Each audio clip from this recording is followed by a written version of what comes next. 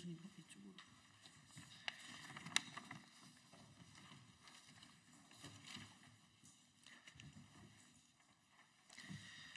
조국혁신당 차기권 의원입니다.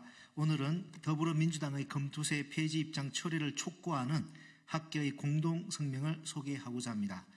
무려 335분의 교수와 연구자분들이 검투세 폐지 입장 철회를 촉구하는 공동성명에 참여하셨다고 합니다. 잘 아시다시피 조국혁신당은 검투세를 보완해서 예정대로 시행하는 것을 당론으로 채택했습니다. 오늘 기획재정위원회가 예정되어 있습니다. 제가 발의한 검투세 보완 입법안도 상정됩니다. 검투세는 이미 도입된 제도입니다. 따라서 폐지하려면 별도의 폐지 법안을 심의 의결해야 합니다. 따라서 아무쪼록 법안 심의 과정에서 더불어민주당이 문재인 정부에서 여야 합의로 통과시킨 검투세를 제 손으로 폐지하기보다 이미 발의된 대안을 충분히 검토하여 예정대로 시행되는 방안을 찾아낼 것을 촉구합니다. 조국혁신당은 검투세를 보완하여 예정대로 시행할 수 있도록 시민, 사회와 학계 그리고 국민과 끝까지 연대하겠습니다. 오늘 참석자분들 소개하겠습니다. 충남대학교 정세은 교수님 참석하셨습니다. 한국공학대학교 신성근 교수님 참석하셨습니다. 부경대학교 김종호 교수님 참석하셨습니다. 충북대학교 이성재 교수님 참석하셨습니다.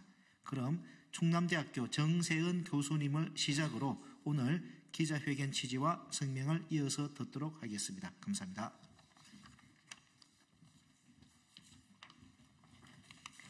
예, 오늘 기자회견의 취지와 그리고 그동안의 이 경과 335명이 사명을 하게 된 그 경과에 대해서 짧게 말씀드리도록 하겠습니다. 저희가 선진화된 경제 혹은 선진화된 사회로 간다라고 하는 거는 기본적으로는 투명하게 누가 얼마를 벌고 있는지 그리고 누가 얼마큼을 가지고 있는지 이것들이 투명하게 되어야 되는 것이고 그리고 버는 만큼 세금을 내는 그러한 공정함이 있어야 되는 그런 사회라고 생각이 듭니다. 투명한 사회 그리고 공정한 사회 그러한 사회의 기반 하에서 우리가 선진화도 할 수 있고 경제성장도 할 수 있고 이제 그런 것이라고 생각이 듭니다. 예전에 그 금융실명제 이후에 지속적으로 이제 그 금융소득에 대해서 과세를 해야 한다 그렇게 하지 못했기 때문에 그런 논의가 30년간 지속이 되었고 그러한 오랫동안의 그런 논의와 합의를 거쳐서 이미 4년 전에 저희가 금융투자소득세를 이렇게 도입했습니다. 그런데 실시하지도 않은 이 상태에서 폐지한다 그리고 그동안의 수많은 논의와 사회적 합의나 이런 것들을 깨고 이렇게 폐지한다라고 하는 것은 한국 사회를 30년 뒤로 후퇴시키는 그런 일이라고 생각이 듭니다. 그래서 아직 이것이 국회를 통과한 것이 아니기 때문에 이 국회의원들 그리고 정부 여당은 여기에 대해서 다시 재고해 주실 것을 저희 학자들이 이렇게 서로 서명을 해서 표현하고자 합니다. 알리고자 합니다. 이 성명서를 만들어서요, 한 3일 정도 이렇게, 이 교수님들께, 저희가 그 연락처를 가지고 있는 교수님들께 연락처를 돌렸고, 그래서 이 짧은 시간 안에 335명의 교수 연구자분들이 이 뜻에 동의하셔서 서명을 해주셨습니다. 예.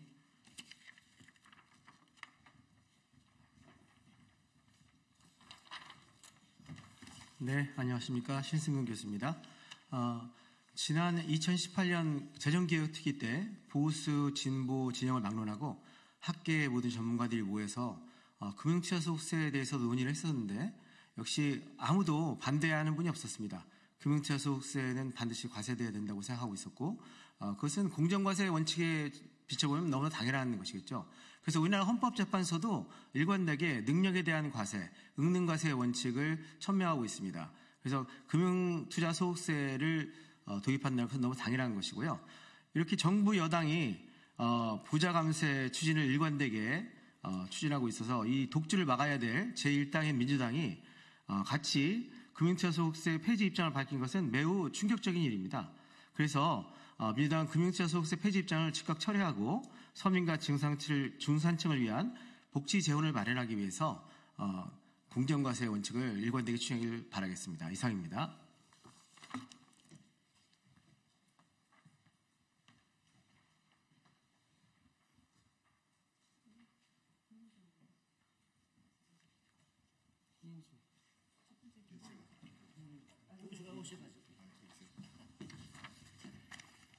금융투자소득세 폐지 입장 철회를 촉구하는 교수 연구자 335명 공동 성명.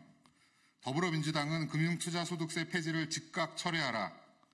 서민과 중산층을 대변한다면 금융투자소득세 폐지를 철회하라. 2024년 11월 4일 더불어민주당 이재명 대표가 금융투자소득세 폐지를 선언했습니다. 주식시장이 너무 어렵고 주식투자자들의 입장을 고려하지 않을 수 없다는 것이 이유였습니다.